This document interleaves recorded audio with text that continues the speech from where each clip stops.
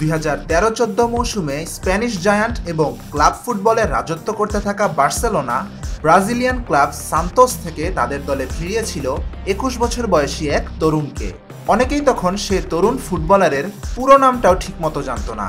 বার্সেলোনার একাধিক ইতিহাস গড়ার কারিগর এবং স্বর্ণালী সময়ের অন্যতম সদস্য ছিলেন এই ফুটবলার, যার নাম Neymar D Silva Santos junior.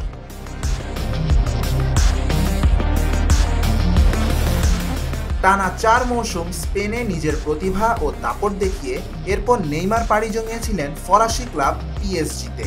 বছর 6 পর সবাইকে অবাক করে তিনি বদলি হন সৌদির ক্লাব আল হিলালে, যেখানে বেশিরভাগ সময় চোটের কারণে মাঠের বাইরেই কেটেছে তার সময়। মেয়াদ শেষ হওয়ার আগেই সৌদি থেকে বিদায় নেন নেইমার। আবারও শৈশবের ক্লাব সান্তোসে ফিরেছেন এই ব্রাজিলিয়ান সুপারস্টার। তবে সান্তোসের সঙ্গে তার চুক্তির মেয়াদটি মাত্র 6 মাসের।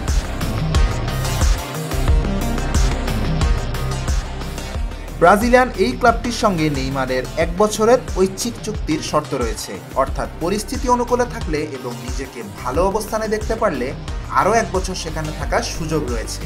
ফর্মে ফিরতে পারলে ব্রাজিলের জার্সিতে 2026 ফিফা বিশ্বকাপেও খেলার সম্ভাবনা আছে তার।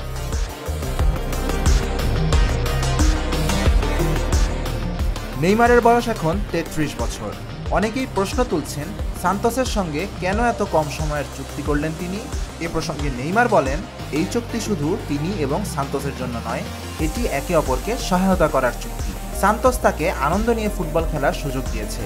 নেইমার চান সান্তোস ঘুরে দাঁড়ান, সে কারণে লম্বা চুক্তি করেননি তিনি। নেইমার আরও জানান, এটি নবায়নেরও সম্ভাবনা রয়েছে।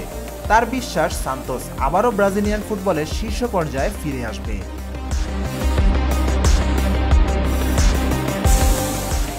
অন্যদিকে সান্তোসের হয়ে প্রথম ম্যাচে নেমেই গোলের দেখা পেয়ে আনন্দে আত্মহারা নেইমার। চোটের কারণে দীর্ঘ সময় মাঠের বাইরে থাকার পর মোট 502 দিন পর সোমবারের ম্যাচে গোল আদায় করেছেন তিনি। সেই ম্যাচে তার দলও তুলে নিয়েছে দারুণ এক জয়। News desk, Dhaka journal.